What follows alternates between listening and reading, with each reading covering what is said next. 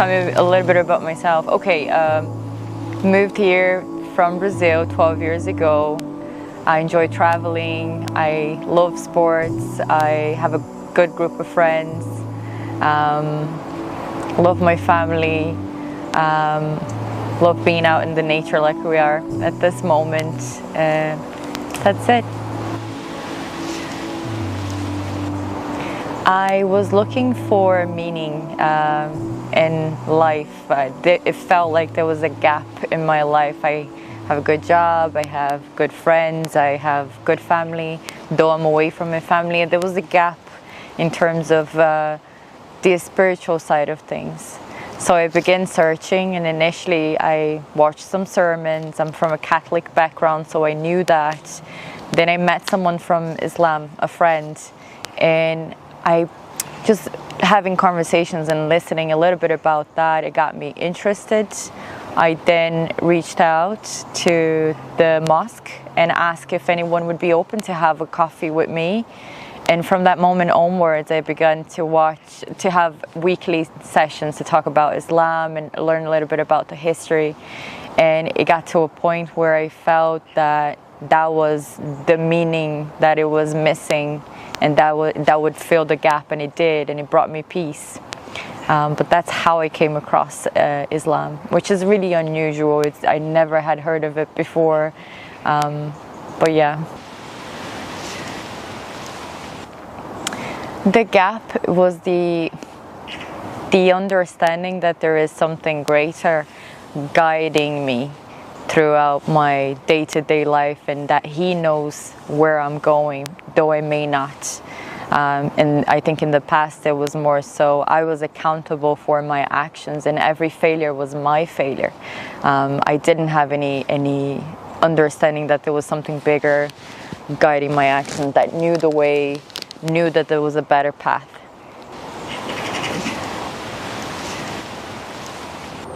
Not at all, and that's why I felt that I needed to do so much research and really understand and really see if it was for me, because the reality is that even though I was brought up Catholic, I was agnostic. I didn't pray, I didn't have conversations about religion. I very much looked unfavorably towards it. I was like, there may be a God or there may not be a God, I'm not sure.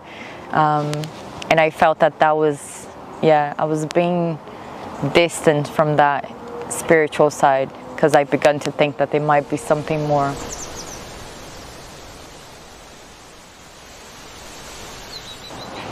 Yeah, I think for me it wasn't a moment, it was a combination of things. I think the people I have met that were from the faith, the way that they carry themselves with such kindness, such understanding, a great sense of community, that touched me. So that was one point.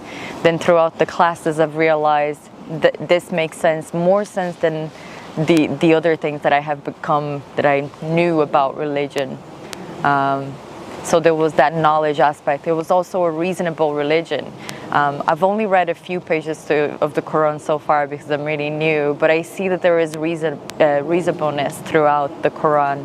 You're supposed to fast, but you're not supposed to fast if you're ill, if you're elderly.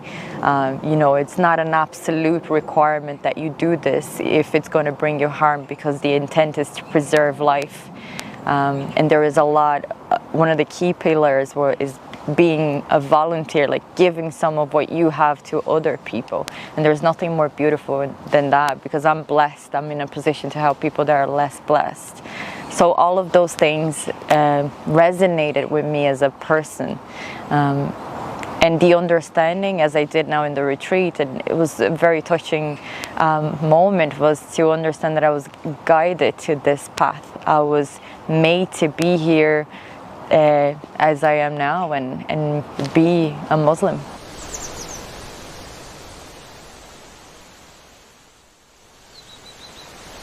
Yeah, so throughout my classes with Faris, he said, and I was not a Muslim at that time, and it was probably really early stages, and he said, he talked about the retreat, And he said, I understand that you're not Muslim, but if you would be, you know, if you felt comfortable, then that I could go. And I think I wanted to go right away because I had I wanted to see, I wanted to feel more of this community sense and be completely immersed into the life of a Muslim. And so it just turns out that before I decided to take my Shahada, because then I would benefit more. But I heard through my classes, and yeah, it was probably the best decision that I have made, even though I was very nervous at first. I would be surrounded by people that I do not know. I'm generally an introvert, so I wouldn't, I mean, yeah, I'd be surrounded by people that I do not know. I'll be entering a set of customs that I'm not completely familiar with, and that there is, you know, there is some understanding. There are some misconceptions in the media, and I used to have some of those misconceptions, but I was just nervous. You know that you're, as a woman, you would be less than a man. Things like that. All of the conversations that I had so far with friends about wanting to become a Muslim turn into, oh, but you're not going to be able to do this, or you're not going to see us anymore, or you're gonna, I heard from a colleague, oh, you're gonna walk behind your husband, and I'm like, yeah, so some of those misconceptions.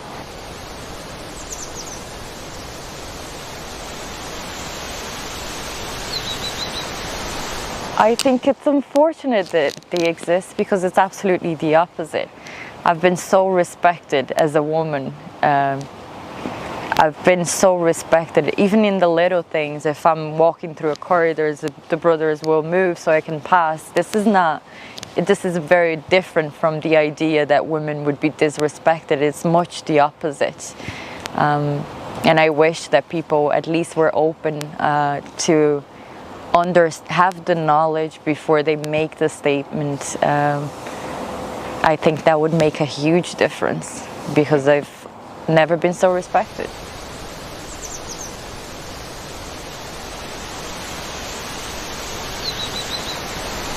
Oh yes, my mother. There's a lot of people that don't know. I've been introducing little by little, like wearing the hijab.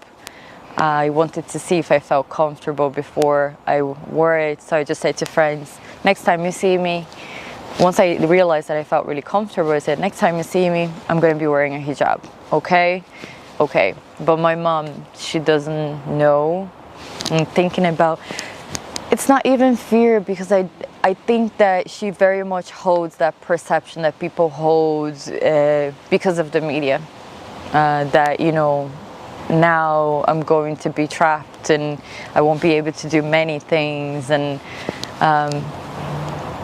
but yeah, that's my next step, to have a conversation with my mom and to tell her. And I guess at the end of the day, as long as I'm happy, she will come to understand the decision that I have made, and it gives me the opportunity to share the knowledge that I have acquired throughout this retreat, as well as my classes with her and with my father.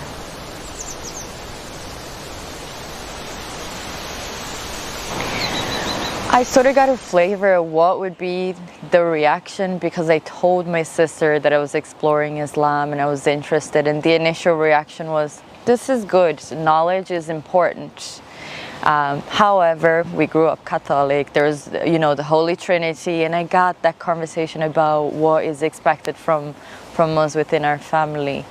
So I think my mom may go down that path, but knowing my mom, she will ultimately accept me, and as long as I'm happy and I'm healthy, that's fine.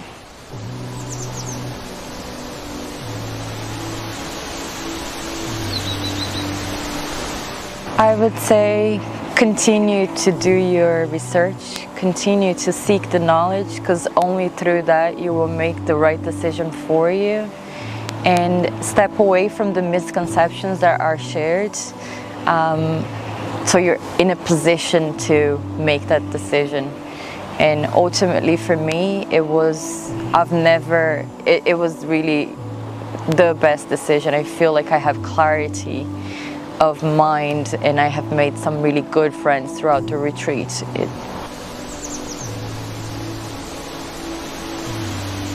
Yeah. Knowledge, I think you have to continue to develop your knowledge. I think there'll be a lot of difficulties throughout life, maybe more difficulties sometimes for taking Islam because of those misconceptions. And you know, I know that I am an example for the religion, and I can only dismantle those misconceptions through my behavior and my knowledge.